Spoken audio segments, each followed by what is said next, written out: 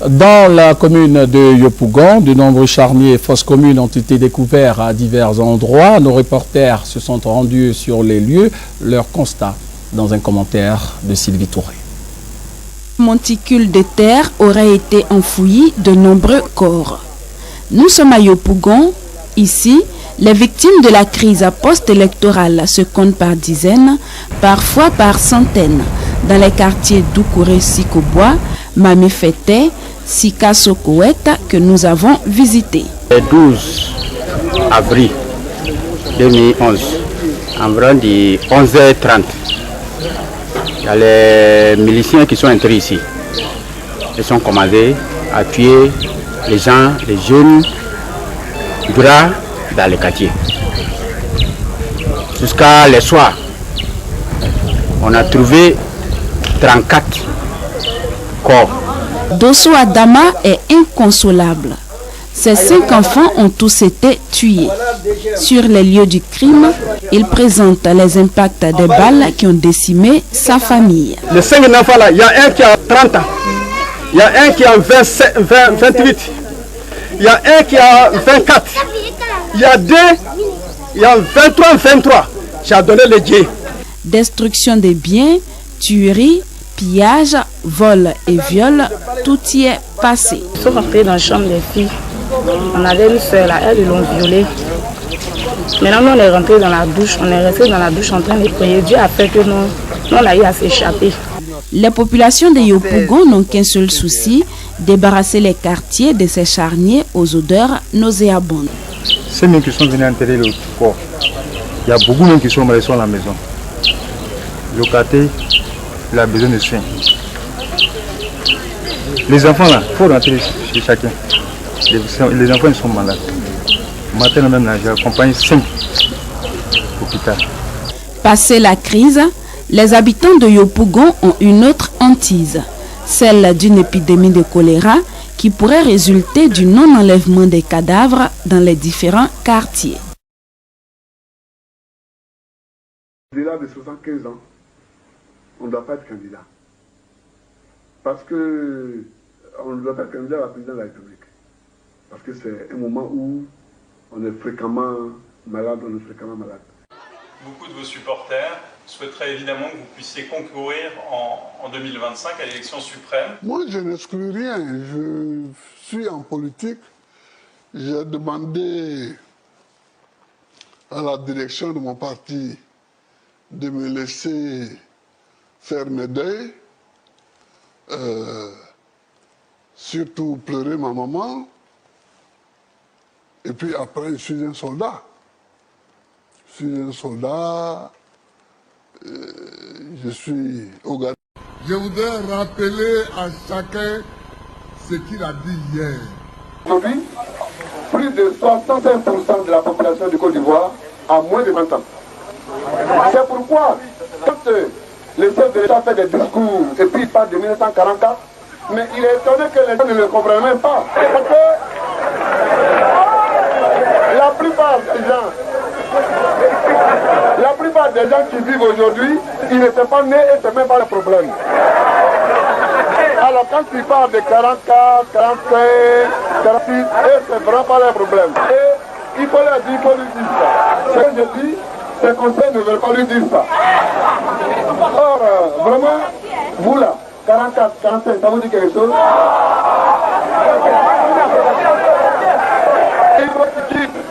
En 1940, quand De Gaulle était dans l'avion, vous là, 44, 45, ça vous dit quelque chose?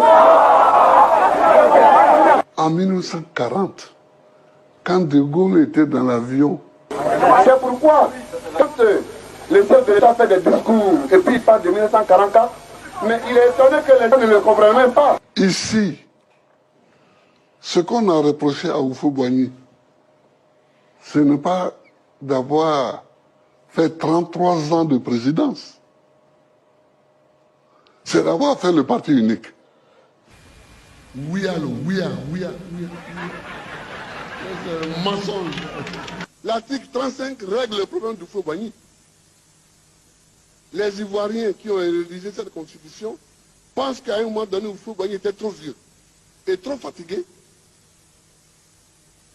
Donc, trop âgé, il a commis des impairs. C'est pourquoi cet article-là limite l'âge pour être candidat à la présidence à 75 ans. C'est un peu ça, vous faites. Ici, ce qu'on a reproché à Houphouët-Boigny, ce n'est pas d'avoir fait 33 ans de présidence. C'est d'avoir fait le parti unique. C'est un mensonge. Il faut qu'on soit logique. Je refuse que quelqu'un d'autre décide pour ma vie. Je refuse ça. Je refuse ça. Au-delà de 75 ans, on ne doit pas être candidat. Parce que on ne doit pas être candidat à la présidence de la République. Parce que c'est un moment où on est fréquemment malade, Je trouve que c'est ringard. Je trouve que c'est ringard. Dans un pays civilisé où on est bien élevé, on ne limite pas, on ne limite pas les candidats par leur âge, à cause de leur âge. Au-delà de 75 ans, on ne doit pas être candidat. Parce que on ne doit pas être candidat à la présidence de la République. Parce que c'est un moment où on est fréquemment malade, Il faut qu'on soit logique. Ouais. Il faut qu'on soit logique. Bernard Doza, vous avez aussi prêté vos services à certains chefs d'État africains? Oui. J'ai été conseiller de Blaise Compaoré en 1988. Pourquoi?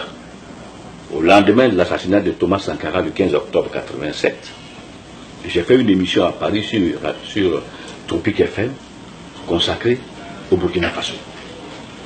C'est à l'issue de cette émission que Guy Laberty, l'ami de Gbagbo, a pris la cassette pour aller voir Blaise Compaoré au Burkina Faso. Blaise Compaoré, ayant écouté la cassette, a demandé à Guy Laberty de me faire partir au Burkina Faso. Voilà comment je suis parti au Burkina Faso et je suis devenu conseiller de Blaise Compaoré. Mais pourquoi faire? Au moment où Laurent Gbagbo était en exil ici, nous avions un seul problème, le financement. On n'avait personne pour nous financer contre le grand Houphouët-Boigny. Guy Laberty a donc convaincu Compaoré de financer le FPI. C'est donc Guy Laberty qui donnait 20 millions de francs. C'est donc Blaise Compaoré qui donnait 20 millions de francs CFA, parce que j'étais conseiller là-bas. Il donnait 20 millions de francs CFA à partir du mois de janvier 89 au FPI de Laurent Gbagbo. C'était là les débats que nous avons eus, les concertations que nous avons eues. Donc Blaise Compaoré a financé le FPI de 1989 jusqu'à l'an 2000. Quelle était la contrepartie? La contrepartie que Gbagbo a acceptée était que quand il prend le pouvoir, il fallait qu'on permette à Blaise Compaoré d'avoir accès au port d'Abidjan par le biais du port de San Pedro. Qu'on naturalise les 3 millions de Burkinabés en Côte d'Ivoire. Parce que Blaise Compaoré en avait peur. Ce sont des gens qui, tôt ou tard, allaient organiser un coup d'État pour le renverser. Puisque la Côte d'Ivoire était la base arrière de toute l'opposition burkinabé pro-Sankara. On a accepté cela. Quand Gbagbo a pris le pouvoir l'an 2000, Blaise Compaoré a envoyé quelqu'un à Abidjan. Gbagbo a dit oui, je reconnais que Blaise Compaoré m'a financé, mais ce n'est pas une raison pour que je vende la Côte d'Ivoire. Voilà pourquoi Blaise Compaoré a financé la rébellion, a laissé les rebelles ivoiriens partir au Burkina s'entraîner pour venir renverser Laurent Gbagbo. Je pense que les Ivoiriens ont besoin aujourd'hui juste d'un certain nombre d'informations pour comprendre, au lieu de condamner les gens en étant assis dans le salon, pour voir qui fait quoi. Ce n'est pas une histoire secrète. Puisqu'il y a un journaliste du Monde qui est parti voir Compaoré. Compaoré lui a dit, j'entraîne et j'ai laissé les rebelles ivoiriens s'entraîner chez moi parce que Gbagbo et moi on avait un contrat. Et il ne l'a pas respecté. Le journaliste est parti voir Gbagbo à Abidjan. Gbagbo lui a dit, oui, je reconnais que Blaise Compaoré m'a financé, mais ce n'est pas une raison pour que je bande la Côte d'Ivoire. Le journaliste est venu ici, il a écrit dans Le Monde. j'ai encore le journal chez moi. Donc c'est parce que j'ai été conseiller de Blaise Compaoré que Blaise Compaoré a accepté de donner 20 millions de francs CFA à Gbagbo chaque mois, de 1989 à l'an 2000. Et c'est parce qu'on n'a pas respecté le contrat que Blaise s'est mis du côté de Ouattara. C'est ça qui est la vérité. Donc quand on ne connaît pas, comme dit Blé Goudé, on demande. Quand on ne connaît pas, à demander. Voilà. Les murs de la cité rouge d'Abidjan témoignent de l'âpreté des combats. Ce campus universitaire criblé de balles, c'était Fort Gbagbo, le QG de la FESI, un syndicat étudiant réputé pour agir comme une milice, celle de Mia Augustin.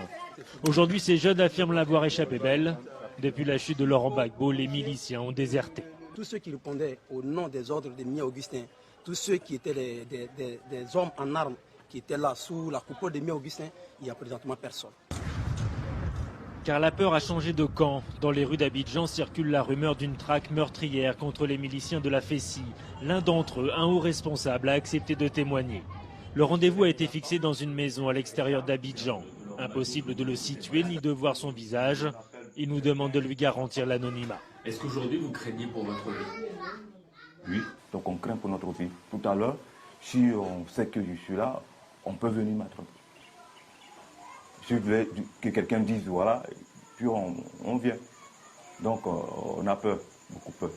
Nous FESI, je ne suis pas patron, je suis FESI. Et on a commis des fautes graves. Donc, quelle faute? Vous parliez de faute, quelle faute par exemple? La FESI, on a tué, on a frappé des gens. Oui, sur le campus, on a frappé, on a tué. Si vous partez au campus 2 en bas, là, dans le bas-fond, si vous regardez bien, fouiller, d'aller trouver des os là-bas, des gens qui ont été enterrés vivants. Qui vous avez tué? Des étudiants proches de l'autre parti. Ce parti qui est actuellement au pouvoir. Parce que nous, on ne voulait pas que nos syndicats nous concurrencent. Il a été tué, et tout cela, ils vont se venger. Ils vont se venger. Nous sommes responsables de cette situation-là. Nous FESI. Vous savez, demandez à tous les Ivoiriens, quand vous parlez de la FESI, ils disent quoi, c'est quoi ça? Ils n'aiment pas la FESI, parce que la FESI tue, la FESI frappe, la FESI vole, sans être inquiété. On faisait tout, on mettait la loi partout. Hein? Je vais vous donner le statut, et puis je vais vous donner un document que nous, les gens de l'Ouest, nous avons fait pour confisquer le pouvoir. Pour garder le pouvoir, les consignes sont écrites. Ce document jette les bases d'une guerre ethnique. Ce responsable de la FESI décide finalement de nous le lire. Filles et fils du Grand Ouest, donnons-nous la main car l'heure est venue pour nous de nous exprimer. L'heure est venue de tuer et chasser les Akans de chez nous. L'heure est venue de récupérer nos terres. L'heure est venue de débarrasser nos villages et nos villes des Djoula, entre parenthèses Mossi. Appel à tuer, et ça c'est un document officiel de la FESI. Officiel, la FESI. Donc nous demandons pardon pour que nous sommes tous des Ivoiriens, nous devons aller à la réconciliation, ce qu'a demandé le président Alassane.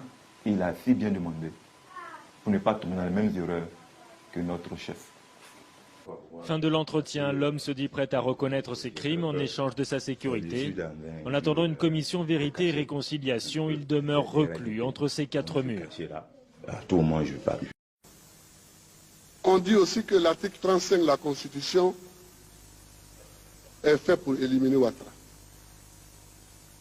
C'est pas de se lever la question qui m'étonne. Mais c'est les réponses que j'entends souvent qui m'étonnent. Il y en a qui disent non, ce n'est pas fait pour éliminer Ouattara. Mais oui, c'est fait pour éliminer Ouattara. Ah ben oui, c'est-à-dire qu'une loi est votée pour régler un problème. Cette Constitution, on est au forum de la réconciliation pour se dire la vérité. Cette Constitution a été votée au moment où le problème Ouattara devenait impardonnable pour tout le monde. Mais l'article 35 ne règle pas que le problème Ouattara. L'article 35 de la Constitution est là, règle 3 problèmes. Premièrement, cet article règle le problème de Ouattara en ce que il a été haut fonctionnaire d'un autre pays. Donc, il y a une phrase qui dit, pour être candidat à la présidence de la République, il ne faut pas s'être prévalu d'une autre nationalité. Ça, c'est pour Ouattara. Oui, ça c'est pour Ouattara c'est pour régler le cas de Ouattara que les constituants ont écrit ça. Mais il faut que les Ivoiriens aient le courage et l'honnêteté d'assumer ce que le peuple de Côte d'Ivoire a voté. Quand on n'est pas courageux, on ne fait pas la politique. Le deuxième problème que l'article 35 règle, c'est le problème de Bédié, la manière dont Bédié a eu le pouvoir.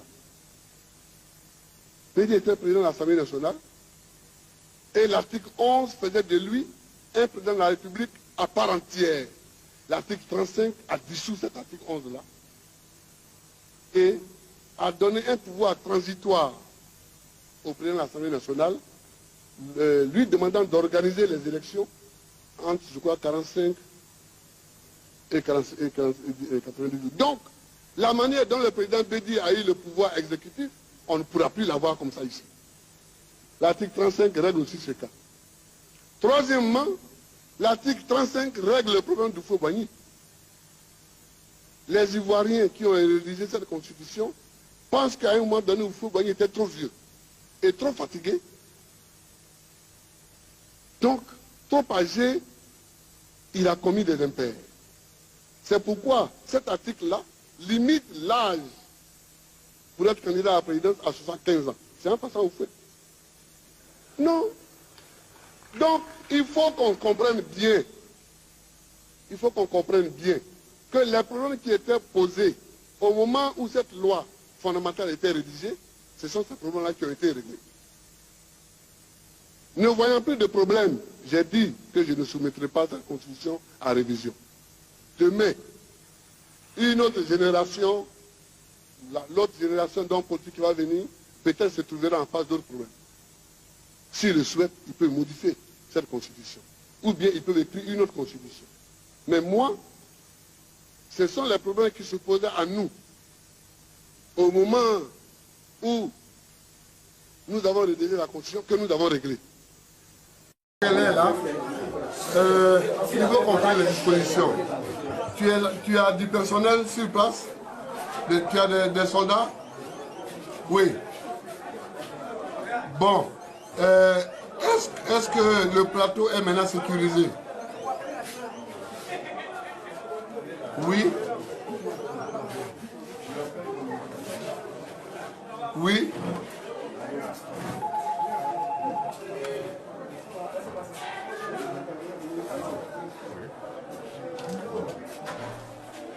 Oui, oui, oui. Ouais, ouais. C'est lui qui m'a dit d'ailleurs, c'est pourquoi je vous appelle. Oui. D'accord. Est-ce que le général Doué est là? Il n'est pas avec vous. Bon. Bon, les gens l'ont pris en otage. Les gendarmes l'ont pris en otage. Il est à quel camp?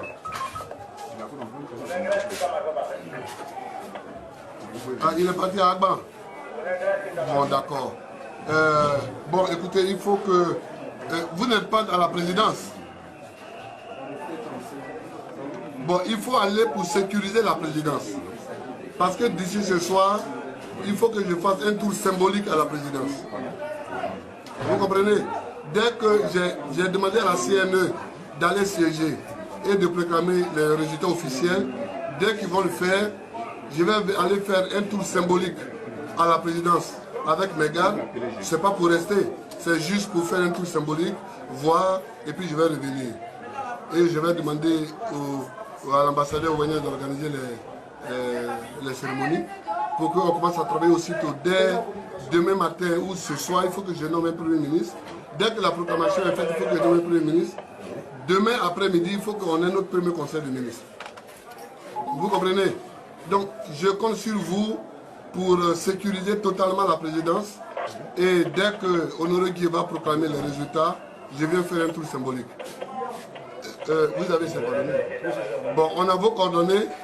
Je vous rappelle, quand vous serez à la présidence, vous avez les coordonnées de la maison ici. Bon, vous pouvez les noter.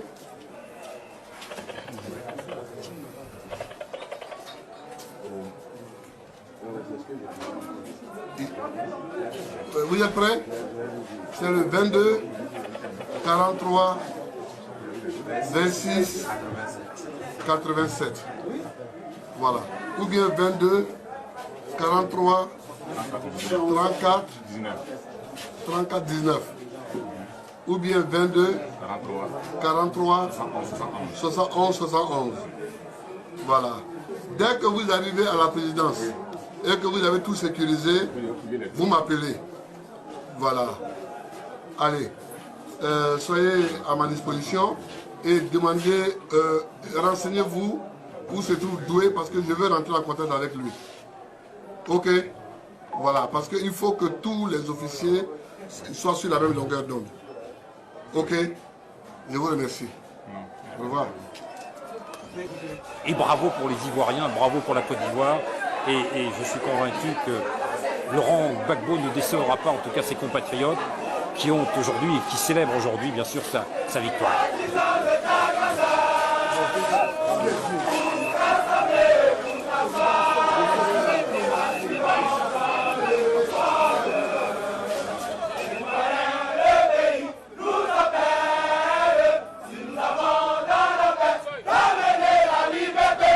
Et aux élections, avant que la Cour suprême ne décide, ou bien la Cour suprême ne décide.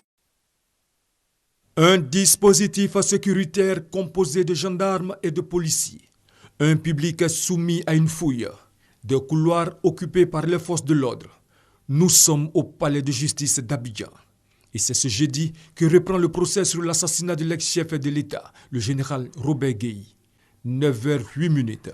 Le quart de la gendarmerie nationale transportant les présumés coupables fait son entrée dans l'enceinte du palais.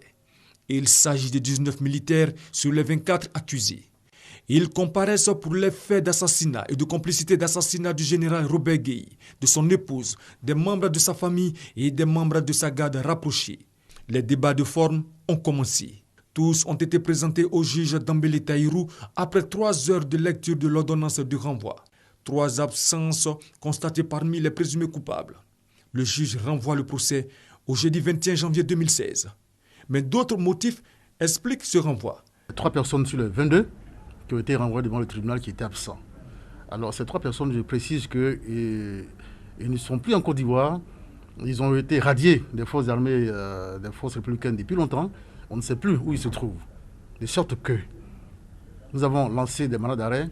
Nous avons de nouveaux avocats qui se sont constitués pour la défense des prévenus et également pour la défense des ayants droit, des victimes. Il faut donc leur porter le dossier pour qu'ils voient et porter le dossier à leur connaissance pour trouver que d'autres jours que nous n'avions pas prévus, d'autres jours de fêtes religieuses que nous n'avions pas prévus, sont venus augmenter les jours déjà nombreux d'indisponibilité, ce qui nécessairement a conduit le tribunal à renvoyer beaucoup plus de sérénité. À ce procès comparaîtront le commandant Anselme Sekayapo, ex-responsable de la sécurité rapprochée de l'ex-première dame Simone Gbagbo, et le général Dogoblé Bruno, ex-commandant de la garde républicaine. Pascal Afi Nguessan et Lida Kwasi, respectivement Premier ministre et ministre de la Défense au moment des faits, seront également entendus. Le général Robert Gueye a été assassiné le 19 septembre 2002. Manger un repas par jour relève de la chance dans certaines familles. Nous vous épargnons les difficultés liées au coût assez fluctuant du transport, de l'électricité et de l'eau. Je regrette vraiment qu'il y ait eu un mort.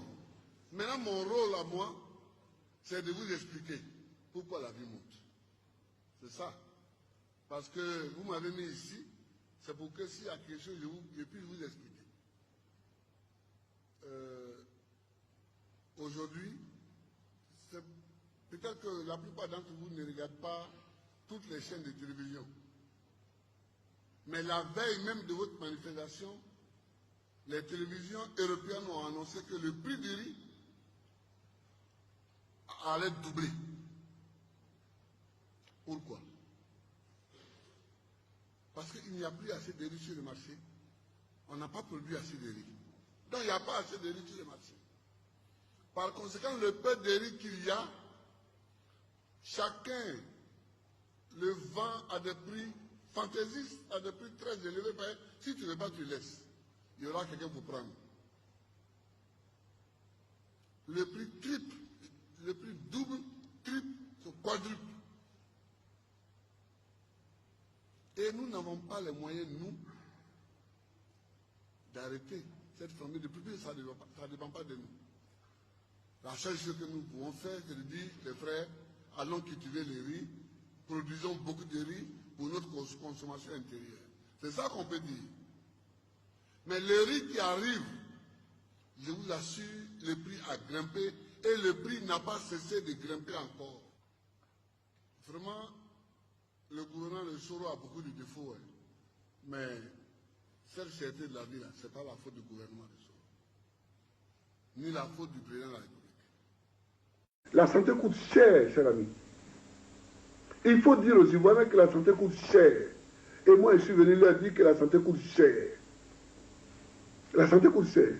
L'État n'a pas un arbre qui produit des feuilles qu'on appelle argent. Les Ivoiriens sont comme les gens qui veulent du beurre, mais qui ne veulent pas contrer la vache. Or, vraiment, c'est avec le lait de la vache qu'on fait le beurre. Le ministre de l'Intérieur, M. Désiré Tagoura, a visité les familles des victimes des manifestations de rue contre la flambée et des prix. Il est allé reconforter et rassurer et assurer le soutien du gouvernement toutes ces familles. Le reportage de Herman Amboa. Officiellement, les 2 jours de manifestation contre la cherté de la vie à Abidjan ont enregistré 2 morts. Une victime à Yopougon et une autre à Gonzagueville, commune de Port-Boué. Première escale du ministre de l'Intérieur à Diopo-Doumé, km 17, dans la commune de Yopougon. C'est là que vivait avec ses parents le jeune Kwame Hassan Junior, 18 ans, en classe de seconde A. Après à Diopo-Doumé, la délégation du ministre de l'Intérieur s'est rendue dans la commune de Yukumasi, quartier Sogefia. Ici encore, le ministre de l'Intérieur a porté la compassion de l'État de Côte d'Ivoire à la famille de Séa Abel, jeune homme de 24 ans, ayant trouvé la mort par balle lors des manifestations. Cet agent qui a tiré et qui a tiré 3 balles, il faut qu'on le retrouve. Il faut qu'on le retrouve, puisque je dis, je répète, que les ordres qui ont été donnés, c'est de disperser les manifestants. Je prends l'engagement qu'on va mener les enquêtes pour trouver celui qui a fait usage de son arme. La route là n'a pas de chance. Ou bien c'est vous qui n'avez pas de chance. Pour 35 km de Kébissou à Sakassou, vous faites à peu près 200 km en allant jusqu'à Boaké pour faire une grande virée. Moi, avant que je me sois élu, je me suis entêté pour l'emprunter, mais j'ai usé 2 pneus. Il y a 2 pneus qui ont éclaté sur la route. Parce que les cailloux sont devenus tranchants. Les cailloux de cette route sont devenus très tranchants. Le grand problème du département d'Agboville, le grand problème de toute la région de l'Agnebi, et le grand problème d'une grande partie des départements de Côte d'Ivoire, c'est le problème des routes. On n'a pas de route. On n'a pas de route. On n'a pas de route. Pour aller à Séchi, c'est une catastrophe. Pour aller à Séchi, c'est une catastrophe. On peut faire à Boville, Séchi, 65 km, mais on peut faire facilement une journée. Facilement, une journée. Si on a la chance. Parce que sinon, on casse la voiture et on revient à pied.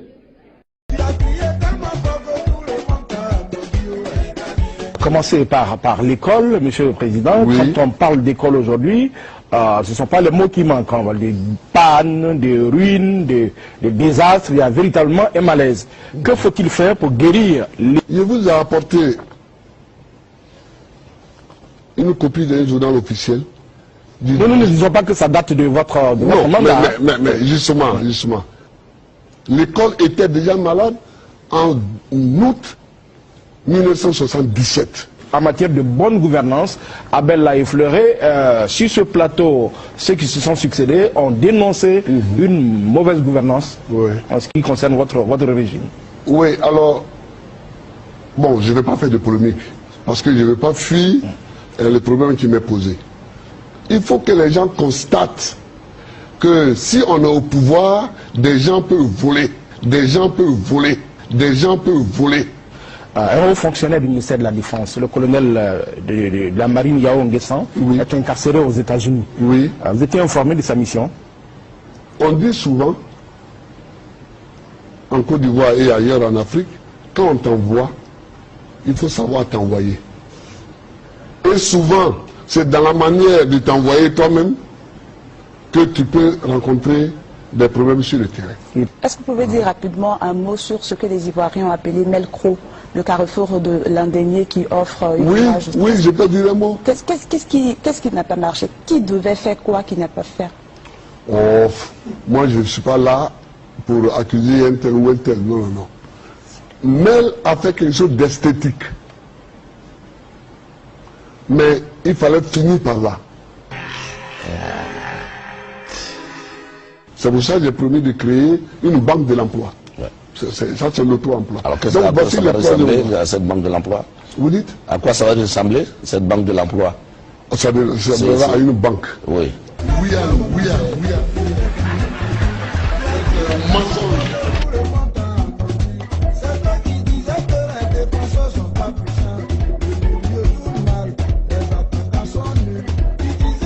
Contribution du mouvement populaire ivoirien. On parle du Premier ministre Draman Alassane Ouattara. Il était Premier ministre. Quand il était Premier ministre, est-ce qu'il était burkinabé? Ça c'est un. Deux.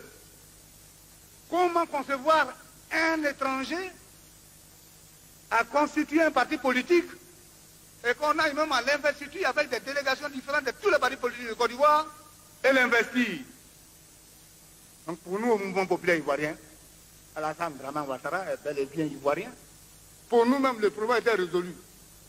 Puisqu'il a un parti politique, nous y sommes tous invités. Même le FPI a amené une délégation très forte. Ce jour-là, moi, j'avais envoyé que 15 personnes. Ah oui. Et on dit que le monsieur n'est pas ivoirien. Et encore quelque chose de surcroît. On organise des groupements politiques. Pour moi j'y étais. On forme un front républicain avec qui? Un étranger, donc on se contredit. C'est pour ça que les partis politiques doivent demander pardon au peuple de Côte d'Ivoire. C'est nous qui avons brûlé la mare et la carte pour se brûler les écailles. Donc, on doit demander pardon à nos frères pour qu'on avance. Alassane Draman Ouattara est bel et bien ivoirien. On perd le temps tous les jours. Il y a des problèmes cuisants qui sont là. On ne va pas laisser cette histoire de notre frère Alassane Draman Ouattara. On met ça comme rideau, on ne peut plus avancer. À partir d'aujourd'hui, il faudrait qu'on comprenne que Alassane Draman Ouattara est bel et bien ivoirien. Puisque les preuves sont là. Nous-mêmes qui sommes au pouvoir, nous le savons. Parce que c'est la classe politique, l'opposition qui est au pouvoir. Mais ce que je vais dire à mon frère président, il faudrait qu'il ait l'humilité. Il faudrait qu'il le pardonne. Il faudrait qu'il est le président de tous les Ivoiriens. Il est au-dessus de tout le monde. Donc il faudrait qu'il pardonne certaines choses. Toute la réponse demeure aujourd'hui avec nous. Pour que la Côte d'Ivoire avance. La maison, il y avait une dalle. Il n'y a pas de plafond, il n'y a pas de truc. C'est une dalle, tu ne peux rien faire, aller là-haut. Il n'y avait vraiment pas de moyen de cacher quelqu'un à un endroit. Je ne l'ai jamais vu dans un tel état. Parce qu'il avait avec lui son patron, son épouse. Il a fait le tour partout. Mais il n'y avait aucune place, il n'y avait rien à faire. C'est pendant que je tournais, je suis revenu, il y a M. Tungara qui est venu vers moi pour me dire « Ah, Soro, tu sais, le patron veut descendre parce qu'il pense que c'est lui qu'on cherche et que si lui on l'attrape, il va pouvoir sauver nos vies. » Alassane a été dire à son épouse il allait se livrer. À un moment donné, nous étions 17 dans la maison. Moi, j'ai dit à Adama Tunkara, écoute Adama, c'est moi qui veux le tuer. Alors, tu sais, c'est très simple. J'ai tout réussi dans ma vie. Moi, je vais descendre. Ils vont m'assassiner. Et comme ça, vous aurez la vie sauve. C'est-à-dire que, généralement, le chef envoie les autres à la mort. Moi, mon chef, lui décide d'aller à la mort pour nous sauver. Je lui ai dit, Alassane, mais tu sais que chez nous, au nord, dans l'histoire du Madin, les grands chefs sont toujours tombés avec un de ses lieutenants, avec un de leurs lieutenants, le plus proche. Il se trouve que, par hasard, par la volonté de Dieu, je suis avec toi. Mais moi, je descendrai avant. C'était des moments très, très, très durs. Tous les hommes m'ont dit, non, président, si vous faites ça, nous, on descend avec vous. J'ai dit, mais moi, je serai avec vous. S'ils descendent, tous on descend. Donc, je crois que c'est ce qui a fait qu'il n'est pas sorti. J'ai appelé ma fille, Bintou. Pour lui dire, écoute, Bintou, la vie, c'est comme ça. Hein? C'est un chemin qu'on emprunte et qui, quelquefois, tu arrives à la fin de cette voie. Tu empruntes le chemin et la voie finit quelque part. J'ai dit, bon voilà, je crois que le temps est venu pour toi de t'occuper de ta maman. Il faut que tu sois brave.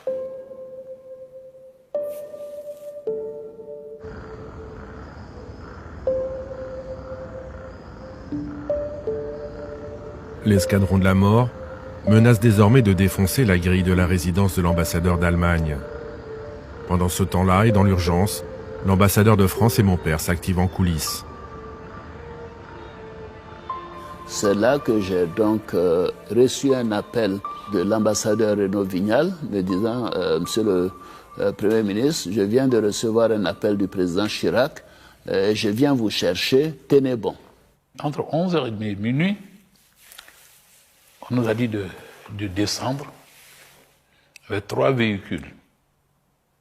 On est sorti, on est monté dans le véhicule où il y avait l'ambassadeur, le conducteur, et l'ambassadeur avait porté un gilet, je me souviens, et il a habillé le président avec un autre, et il s'est couché sur le président pendant qu'on sortait de la cour.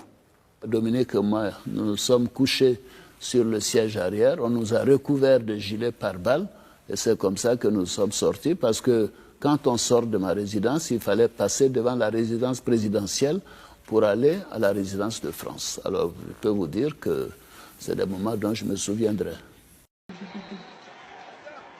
Et nous mettons la CRS et nous demandons à la CRS de mater tous ceux qui sèment le désordre, et puis après, nous réfléchirons sur les raisons qu'ils ont à vouloir rechercher les causes. Entre-temps, en Côte d'Ivoire, ce qui se passe est inadmissible. Au motif que M. Ouattara n'est pas ivoirien, c'est toute une communauté qui est stigmatisée, absolument, qui est ostracisée, qui est marginalisée. Toute la communauté du Nord, ce boubou que je porte, me l'était interdit en Côte d'Ivoire. Quand vous étiez en boubou, vous étiez sénégalais, burkinabé, malien. Et pour le fait que vous étiez sénégalais, burkinabé, malien, on pouvait vous tuer dans la rue. Les clivages. Voilà, on pouvait vous tuer dans la rue. Des gens étaient tués. On est même allé jusqu'à pourchasser des musulmans dans les mosquées. Ce sont des faits avérés en Côte d'Ivoire. Moi-même, leader du mouvement étudiant, je suis arrêté sur le pont. On me demande ma pièce d'identité que je n'ai pas. Je leur présente tout de même un passeport. À lire mon nom Soro, on dit que je suis un étranger. Et on me stoppe sur le pont pendant des heures et des heures. Imaginez le sort de tous ces citoyens lambda à l'époque. Donc, au nom de cette ivoirité, au nom du délit de faciès et de patronyme, on a fait du tort à toute une communauté qui s'est sentie exclue du jeu politique national. Dès lors, la révolte ne pouvait qu'être évidente pour un bon lecteur et analyste politique. Aujourd'hui, l'observateur d'Adjamé, nous allons nous pencher sur l'ex-président de la Côte d'Ivoire, M. Laurent Gbagbo. Tu reviens avec une idée qui n'est pas à t'encourager. Tu parles de panafricanisme. C'est toi qui as tué les étrangers en Côte d'Ivoire. Bah voilà, il y a de nouveaux partis et de nouvelles visions. Il a divorcé d'abord avec Simone. Il a divorcé avec Afin Guessan, le Front populaire, le parti réformateur. Il est quitté dans la religion qu'il était dedans. Babo veut tout refaire. Mais on ne peut pas naître deux fois. On est une seule fois avec son caractère et on meurt avec son caractère, on voyage avec son caractère. Le caractère qu'il est parti à la haie ne l'a pas changé, ou bien mal changé. Il a vomi tous ses amis, il a vomi sa religion, sa femme, et il vient créer un nouveau parti en parlant de l'africanisme. Tu parles de quel africanisme? Au moment que tu étais en exercice, quel nombre d'étrangers qui ne sont pas morts? Demandez la liste au Burkinabé, demandez les Maliens, demandez les autres pays accrédités en Côte d'Ivoire. Les dossiers sont là, les archives sont là. Ils vous parleront que le panafricanisme que vous avez créé n'était pas en ce moment-là. Il fallait le créer avant. Parce que tu as fait un défaut avec les étrangers. Tu ne peux pas lutter avec les étrangers encore. Ce n'est pas toi, c'est Alassane. Rassembleur. Regardez les gens marcher dans la rue sans demander de carte d'identité. Mais le pays est géré. Si tu es malfaiteur, il y a 140. Comment on appelle caméras. Il y a 140 caméras à Abidjan. 140. Nous sommes surveillés par l'État ivoirien. La sécurité passe par le contrôle du caméra premier avec la gendarmerie et la police. Parce que tu ne sais pas construire. Tu as dit le gros mot, la refondation de la Côte d'Ivoire. Tu n'as pas pu bitumer 10 km de feu boisé. Tu n'as pas pu. Tes gens t'ont dit, mais président, mets le goudron. Tu as dit, vous connaissez 1 km de goudron. Voilà, les gens ont fait goudron. Même les ampoules sont dans le goudron au plateau. Dans le village, de l'eau potable, de l'électricité, les routes à San Pedro. Son premier travail a été boisé. Un pont délabré qui était là depuis le temps colonialisme. C'est là qu'il a commencé à s'exprimer. Je me rappelle. Vive Alassane Dramane Ouattara, le président visionnaire, le conseiller à vie des banques, pour que vive la Côte d'Ivoire, les autres débrouillez-vous. Merci, monsieur. Contre particulier contre Laurent Gbagbo, par exemple. Est-ce que Laurent Gbagbo faisait l'objet d'un règlement de compte particulier? Je ne pense pas. Je ne le pense pas sincèrement, parce que le président Gbagbo a toujours fait rien que des faveurs pour la France. Rien que des faveurs. Et Vous prenez... comment est né le désamour? Je ne sais pas, je me pose la question. Il s'entendait très bien avec le président Nicolas Sarkozy par rapport à ce qu'il nous a dit. Sarkozy lui a dit, il n'y a que vous qui gouvernez ce pays-là. Il n'a eu aucune difficulté à renouveler les contrats sur l'eau, sur l'électricité, sur le téléphone, Bouygues, France Télécom. Aucune difficulté à donner le terminal à conteneurs à Bolloré. Aucune difficulté à donner les chantiers de Yamoussoukro à Fakuri. Aucune difficulté à donner, même entre les deux tours, les puits de pétrole à la frontière ghanéenne à Total. Et c'est quand même Bolloré qui a financé, soutenu avec Stéphane Fuchs la communication politique du président Gbagbo. C'est quand même la Sofres qui a fait les sondages pour le compte du président Gbagbo sur les élections. De mon point de vue, il y avait aucune difficulté sur ce plan-là. C'est quand même un paradoxe, non? Il vous a pas échappé. C'est très paradoxal. Vous n'avez pas essayé de comprendre? L'histoire nous dira ce qui s'est passé. Qu'est-ce que vous en savez en attendant? Pour le moment, moi, je ne les juge pas. Je regarde la curiosité et puis j'ai des points d'interrogation sur la tête. Je pose des questions. J'aimerais bien comprendre pourquoi, avec tout ce que le président Gbagbo a pu donner à la France, ces choses-là ont pu arriver. Au mois de janvier, la presse internationale s'est fait l'écho des cas de viol survenus ici. Hein. Il y en a eu certains, mais au plan national, on a été totalement... tous ces cas de viol ont été totalement banalisés.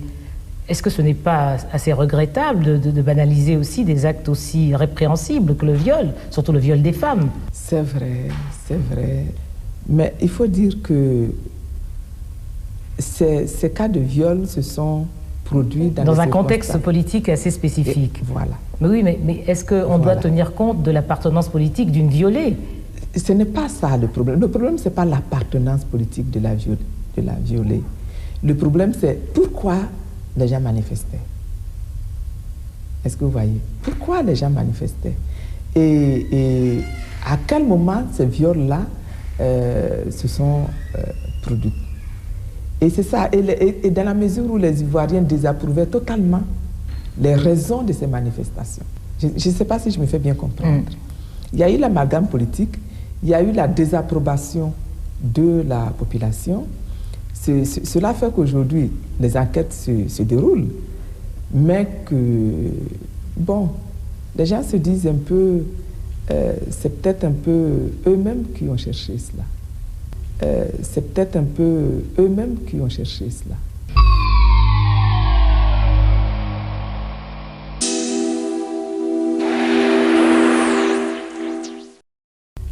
C'est peut-être un peu eux-mêmes qui ont cherché cela.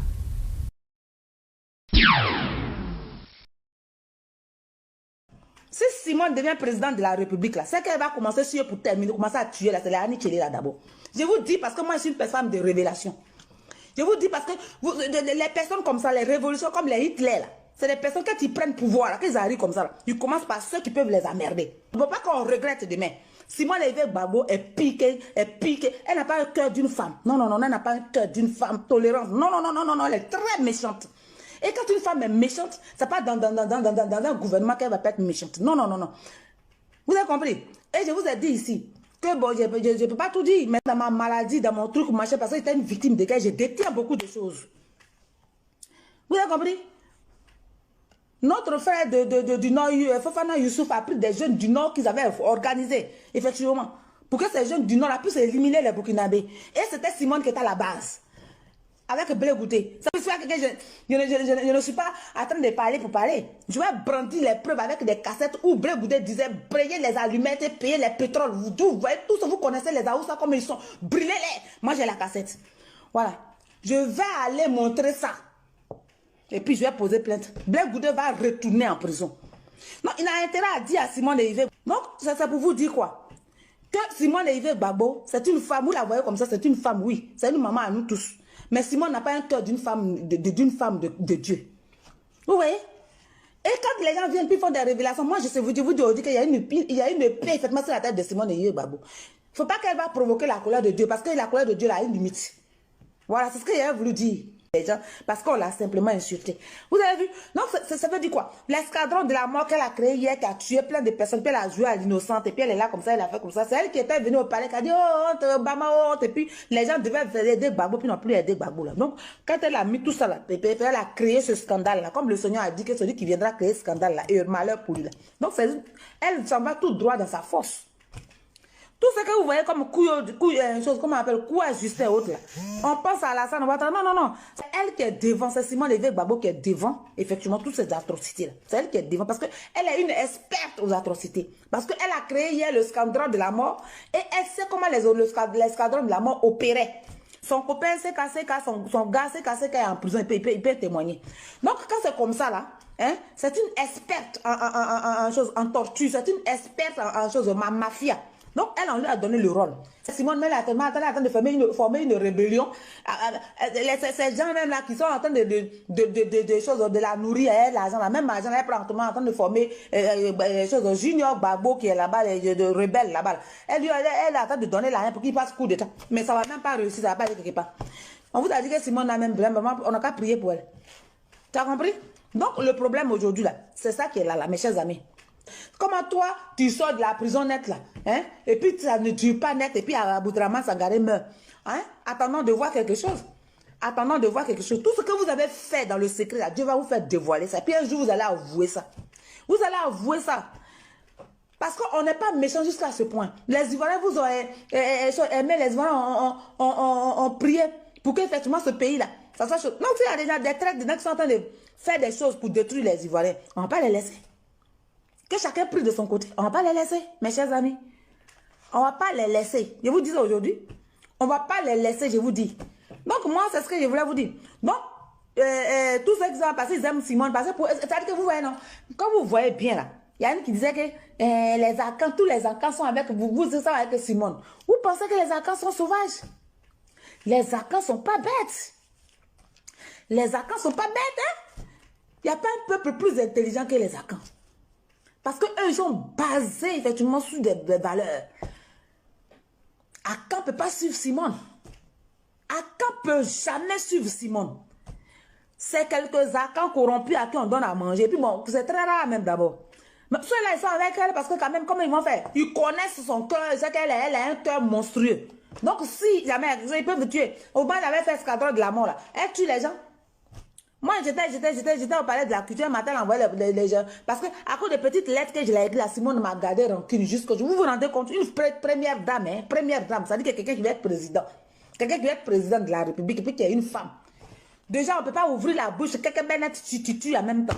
Donc, vous voyez, elle envoie les gens pour me tuer. Voilà, John Taïb Benson peut témoigner. S'il refuse, il met la cassette, des choses, la clé USB. Voilà. Mais ça, c'est au tribunal là-bas. Je vais mettre quand j'ai la convoquer. Maintenant, ceux qui sont en train de dire, oui, on va vous enfermer. Simone a commencé à vous traquer là. Ça va vous surprendre parce que moi, j'ai l'effacer sur la scène politique. Écrivez quelque part. Allez-y, dire à Simone Veil Gbagbo que Mme Kobri dit, elle va t'effacer sur la scène politique. Même le truc de divorce de Gbagbo là. Actuellement, je suis en train de faire une clé USB comme ça. Je suis en train de faire une clé USB et puis elle remettre ça à Nati Bamba. Je ne la connais pas, mais elle fait tout possible pour toucher quelqu'un, va lui remettre ça. Le jour de leur audience, ils vont mettre la cassette là, puis Simone Veil Gbagbo va voir, elle sera surprise. Moi, je suis grave, hein. Je suis très, très grave. Tu connais mon réseau? Oh.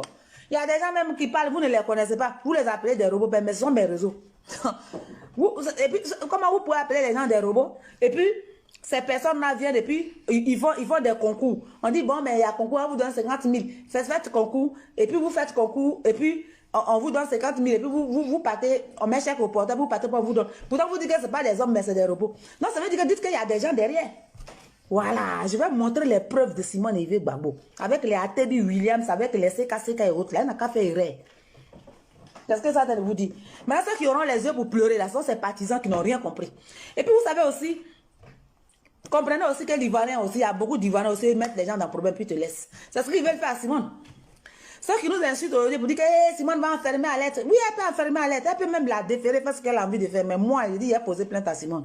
Et c'est quand il a posé plainte à Simone, le monde entier va regarder les cassettes là qui vont venir. Vous allez voir. Aucune femme de UGVS ne veut sentir Simone Evé Gbagbo aujourd'hui. La seule personne effectivement, qui peut parler de Simone Evé Gbagbo aujourd'hui, c'est moi. Quand moi, une femme de mon association assise devant moi, puis pas de Simone Evé Gbagbo, elle s'élève. Que ce soit les femmes de Bonois. Il y a des femmes de Bonois même, effectivement, qui ne peuvent pas entendre parler de Simone Evé Gbagbo. Parce qu'elle nous a fait du mal.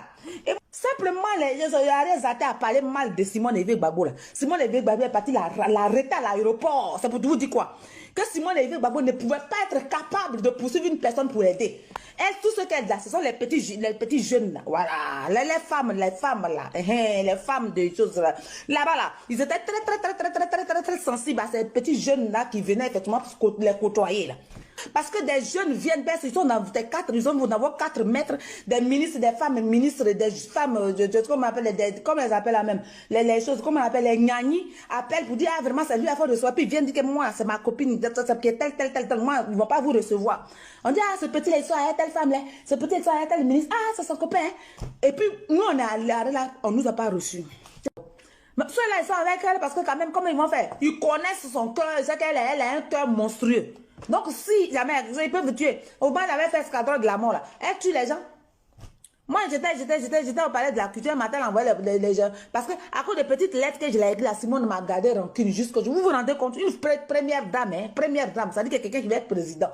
Quelqu'un qui veut être président de la République, et puis qu'il y a une femme. Déjà, on ne peut pas ouvrir la bouche, quelqu'un tu tues en même temps. Donc, vous voyez, elle envoyait les gens pour me tuer. Voilà, John Taïb Benson peut témoigner. S'il refuse, il met la cassette, des choses, la clé USB. Voilà.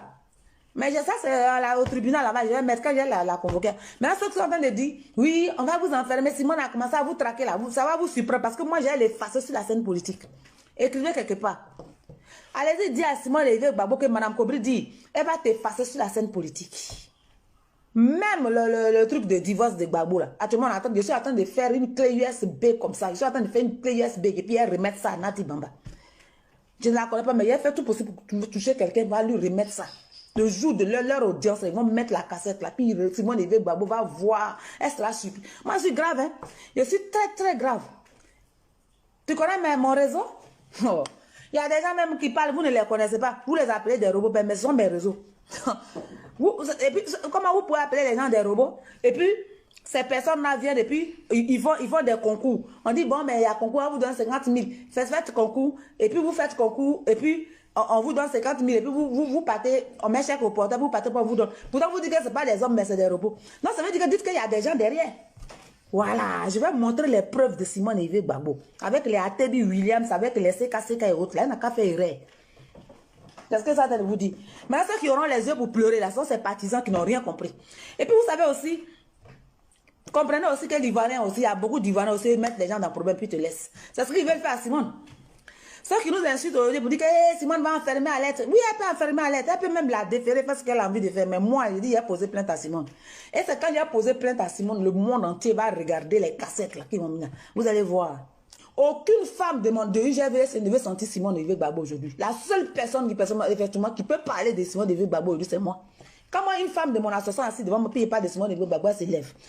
Que ce soit les femmes de Bonois. Il y a des femmes de Bonois même, effectivement, qui ne peuvent pas entendre parler de Simone Evé Gbagbo. Parce qu'elle nous a fait du mal. Et simplement, les athées à parler mal de Simone Evé Gbagbo. Simone Evé Gbagbo est partie l'arrêter à l'aéroport. C'est pour vous dire quoi? Que Simone Evé Gbagbo ne pouvait pas être capable de poursuivre une personne pour l'aider. Le président du Conseil constitutionnel annule l'arrêt donnant Laurent Gbagbo vainqueur du second tour de la présidentielle. Yao Paul André a donc déclaré cet après-midi le candidat Alassane Dramane Ouattara grand vainqueur de la présidentielle du 28 novembre 2010. Nous l'écoutons au micro de Victorine Yao Yoboué. 5 mois après la crise post-électorale, le président du Conseil constitutionnel rend un nouvel arrêt. Ce jeudi, le docteur Alassane Ouattara est reconnu vainqueur de l'élection présidentielle du 28 novembre dernier, donc président de la République de Côte d'Ivoire. Déclaration faite par Paul Yaoundé en présence des autres membres du Conseil constitutionnel et du ministre de la Justice, Maître Aoussou Jano. Décision numéro CI 2011 EP 036 du 4 mai du Conseil constitutionnel, secrétariat général, portant proclamation de M. Alassane Ouattara en qualité de président de la République de Côte d'Ivoire. Au nom du peuple de Côte d'Ivoire, le Conseil constitutionnel, vu la loi numéro 2513 du 1er août 2000 portant Constitution de la République de Côte d'Ivoire, vu la loi 2514 du 1er août 2000 portant Code électoral, vu la loi numéro 2001-301 du 5 juin 2001 déterminant l'organisation et le fonctionnement du Conseil constitutionnel, vu la décision numéro 2005-01 PR du 5 mai 2005 relative à la désignation à titre exceptionnel des candidats à l'élection présidentielle d'octobre 2005, vu la décision numéro 2008-15/PR du 14 avril 2008 portant modalité spéciale d'ajustement au code électoral, vu la décision numéro 2008-133 du 14 avril 2008 portant ajustement au code électoral, vu le décret numéro 2010-207 du 5 août 2010 portant convocation du collège électoral de la République de Côte d'Ivoire en vue de l'élection du président de la République, vu les procès-verbaux de dépouillement des votes et autres pièces annexées, transmis par la Commission électorale indépendante et réceptionnés par le secrétariat général du Conseil constitutionnel les 30 novembre et 1er décembre 2010, vu les résultats provisoires du deuxième tour de l'élection présidentielle proclamé par la Commission électorale indépendante le 2 décembre 2010, vu la décision du Conseil numéro 2010 EP 34 du 3 décembre du Conseil constitutionnel, secrétariat général en date du 3 décembre 2010, vu le communiqué du Conseil de paix et de sécurité de l'Union africaine en sa 265e réunion du 10 mars 2011. Oui, mesdames et messieurs les conseillers, en leur rapport, considérant qu'au terme des articles 32 et 94 de la Constitution, le Conseil constitutionnel contrôle la régularité des opérations de l'élection du président de la République, statue sur les contestations irrelatives et en proclame les résultats définitifs. Considérant que, conformément à l'article 59 nouveau du Code électoral, la Commission électorale indépendante a, le 2 décembre 2010, proclamé les résultats provisoires du second tour du scrutin et désigné M. Alassane Ouattara vainqueur du dit scrutin. Considérant que le 3 décembre 2010, par décision numéro CI 2010 EP 34 03 12 CC SG, le Conseil constitutionnel a proclamé les résultats définitifs du scrutin présidentiel du 28 novembre 2010 et désigné M. Laurent Gbagbo président de la République de Côte d'Ivoire. Considérant en outre que le 3 décembre 2010, le représentant spécial du secrétaire général des Nations Unies pour la Côte d'Ivoire a certifié les résultats provisoires du second tour de l'élection présidentielle tels que proclamés par le président de la Commission électorale indépendante le 2 décembre 2010, désignant M. Alassane Ouattara vainqueur de l'élection présidentielle. Considérant que suite à ces proclamations contraires, une crise post-électorale s'est élevée sur les résultats du scrutin du 28 novembre 2010. Considérant qu'en raison de la gravité de cette crise, la communauté économique des États de l'Afrique de l'Ouest s'est saisie du dossier ivoirien et a décidé, entre autres, qu'au vu des éléments en sa possession, M. Alassane Ouattara devait être considéré comme le président élu de Côte d'Ivoire. Considérant qu'à la suite de la communauté économique des États de l'Afrique de l'Ouest, l'Union africaine s'est à son tour saisie du dossier ivoirien, considérant que la Côte d'Ivoire est membre fondateur de l'Organisation de l'Unité africaine depuis 1963, devenue l'Union africaine en 2000, considérant que les normes et dispositions internationales acceptés par les organes nationaux compétents, ont une autorité supérieure à celle des lois et des décisions juridictionnelles internes, sous réserve de leur application par l'autre partie.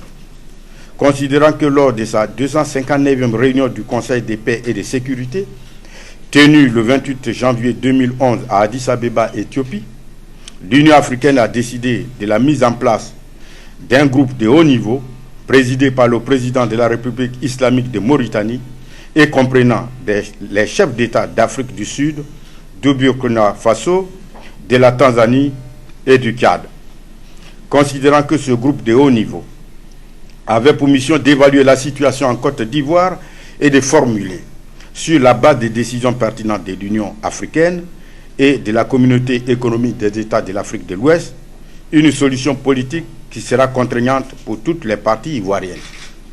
Qu'ainsi, lors de sa 265e réunion en date du 10 mars 2011, le Conseil de paix et de sécurité de l'Union africaine a entériné les résultats des travaux et investigations du groupe de haut niveau qui a réaffirmé la victoire de M. Alassane Ouattara au scrutin présidentiel du 28 novembre 2010 et demandé le départ de M. Laurent Gbagbo.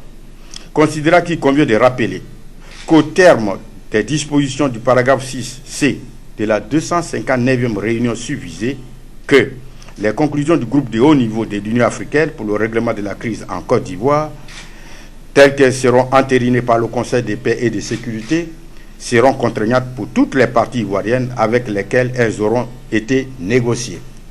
Considérant que le Conseil de paix et de sécurité, en sa 270e réunion tenue le 5 avril 2011, a reconduit ses précédentes décisions sur la Côte d'Ivoire, à savoir celles issues de ses 259e et 265e réunions tenues respectivement les 28 janvier et 10 mars 2011 et reconnu M. Alassane Ouattara comme le président de la République de Côte d'Ivoire.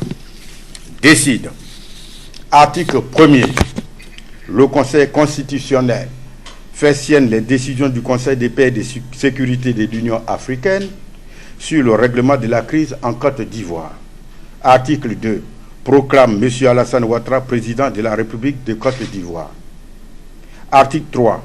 En raison des circonstances exceptionnelles, le Conseil constitutionnel prend acte des décisions prises par le président Alassane Ouattara et les déclare valides. Le Conseil constitutionnel invite le président Alassane Ouattara à prêter serment en audience solennelle dans les meilleurs délais. Article 4. Toutes décisions contraires à la présente sont nulles et de nul effet. Article 5. La présente décision sera affichée et publiée au journal officiel de la République de Côte d'Ivoire, délibérée par le Conseil constitutionnel en sa séance du 4 mai 2011. Je vous remercie.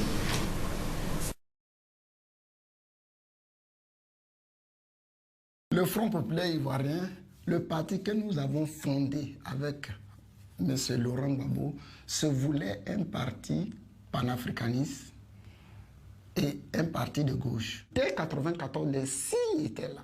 Les signes que le Front populaire ivoirien, parce qu'il a abandonné idéologiquement la ligne, parce qu'il était en rupture avec la philosophie politique que nous incarnons, parce qu'il avait épousé tout ce qui était bon pour arriver au pouvoir, il fallait le faire. Il était évident que ce parti utilise la violence que nous avons vu exprimer, que ce parti essaie d'utiliser les étrangers comme faire valoir pour exprimer sa violence.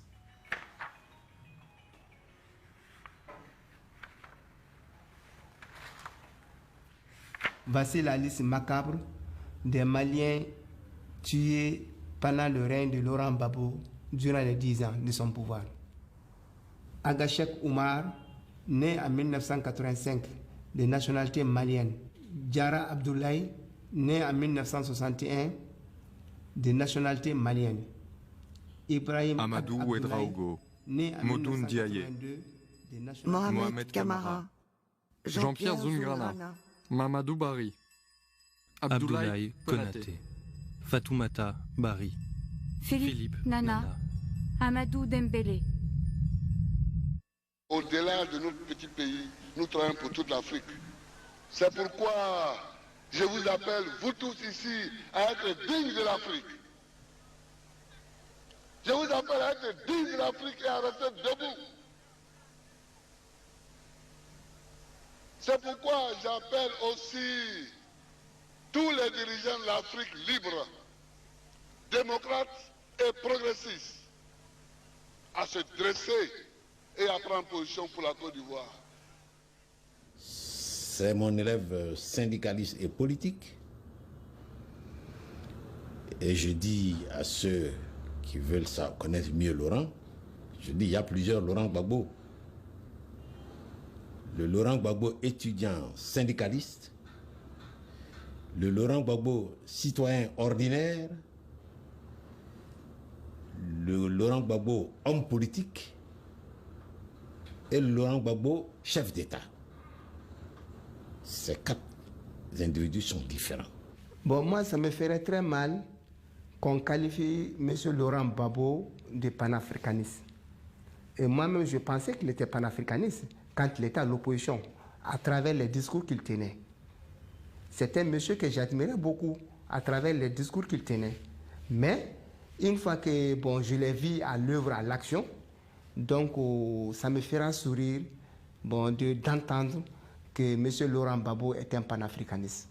Le panafricanisme, c'est l'affirmation que la nation africaine est possible, la République africaine intégrale est possible à partir du dépassement des blessures de la traite des Noirs et de la colonisation. Or, Laurent Gbagbo veut d'une Côte d'Ivoire qui appartienne strictement aux Ivoiriens.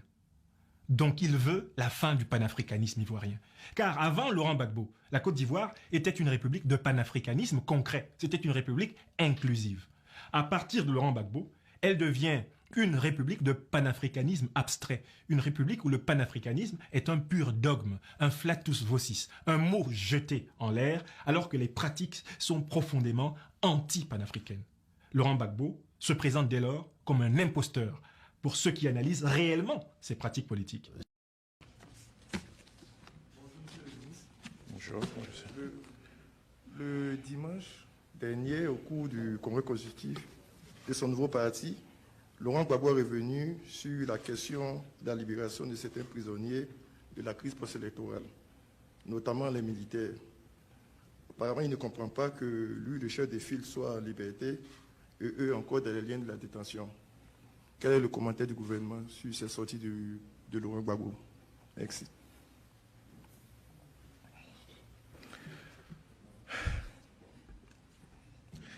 En fait, je ne veux pas faire de juridisme, mais nous avons tous suivi le procès qui a eu lieu donc à la Cour pénale internationale. C'est un procès qui a été public. Et nous savons tous que la Cour pénale internationale a poursuivi M. Laurent Gbagbo pour des infractions de crimes contre l'humanité commis donc au cours de 5 incidents très précis que la Cour a listés. Je me souviens qu'il y avait la question donc des violences survenues à la RTI. Il y a eu la question du bombardement donc à Abobo, du marché Siaka. Il y a eu la question donc des femmes qui ont été tuées le 3 mars. Et puis, donc, 2 incidents divers qui ont eu lieu à Yopougon. Donc, il y a eu 5 incidents spécifiques, précis, qui ont été pris en compte par la Cour pénale internationale. Ceci étant, les autres chefs d'accusation n'ont pas été pris en compte par la Cour pénale internationale. Et M. Laurent Gbagbo a beau être étonné, mais il demeure poursuivi devant la justice ivoirienne pour des faits qui sont totalement différents de ces incidents. C'est pourquoi je dis que je ne veux pas faire de juridisme, mais il faut bien comprendre cela. Et il faut ajouter que pour les militaires et autres miliciens, parce que c'est comme ça qu'il faut les appeler, ou autres groupes armés qui sont encore en détention, ceux-là, ils ont été condamnés en raison de crimes de sang qu'ils ont commis. Il n'y a aucune surprise à avoir ici. Et ces infractions sont totalement différentes donc de celles qui sont visées par la Cour pénale internationale. Voilà ce que je peux dire. Je ne veux pas faire plus de commentaires sur les propos donc, de M. Laurent Gbagbo qui a beaucoup de conflits à régler, y compris des conflits avec sa propre personne.